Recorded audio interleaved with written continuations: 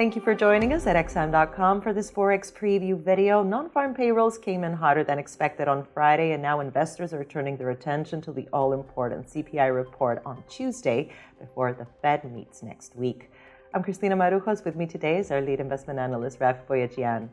Rafi, although inflation in the United States is falling, it appears it's not falling fast enough. So what could we see in the CPI print tomorrow, and what could that mean for the Fed's next move next week? Well, Christina, that is absolutely right what you said, because we've seen quite a bit of fallback in inflation from its peaks, but in the last couple of reports we have seen that decline in inflation starting to slow down. So the Fed is worried that the progress in getting inflation down is stalling, and that's why we had basically the ramping up of the hawkish rhetoric lately. And so there's a lot of focus on this report because it comes hot on the heels of that, the second in a row hot jobs report.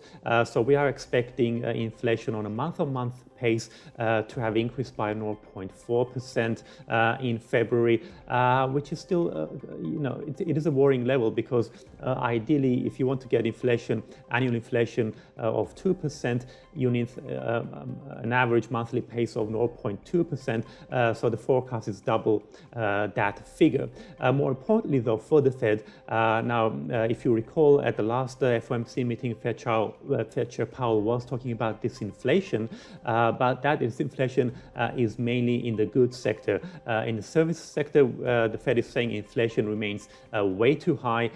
So the other focus in the CPI report is going to be what happens to the services components, and one measure of which is basically covers the entire service sector minus the cost of housing. That level, it's been hovering above 7% in the last few months. The Fed wants to see that particular type of inflation fall more rapidly. It's, I don't think the Fed will be basically taking its eye off the ball anytime soon. So even if we get a slightly, maybe slightly softer report, I think the Fed is still going to remain fairly hawkish. I see. But let's turn to the market reaction now. What would a strong CPI report mean for the dollar this week?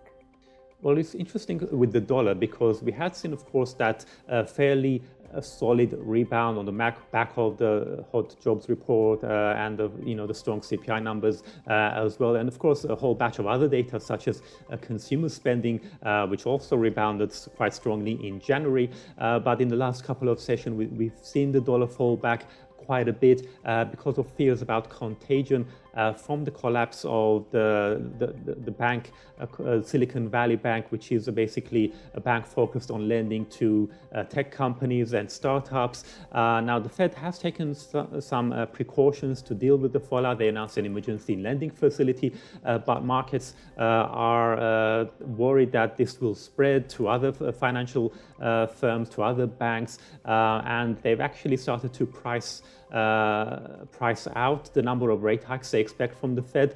In fact, when we look at the current market pricing, the Fed rate is expected to peak at around about 5% compared to 5.6% prior to this crisis. Now, that's quite a dramatic shift, but I don't think the Fed is going to come to us on March 22nd with such a, dovish shift, because they'll probably see this as a one-off event, and as far as they're concerned, their priority is inflation. So if we get strong CPI numbers next on Tuesday, we could see some reversal of the dollar's recent falls, and then we could see the dollar rallying a little bit, but at the same time, the FOMC meeting is only 10 days away, so any gains in the dollar would probably be fairly limited because traders would remain quite cautious. Rafi, thanks so much. This was a Forex Preview here at XM.com.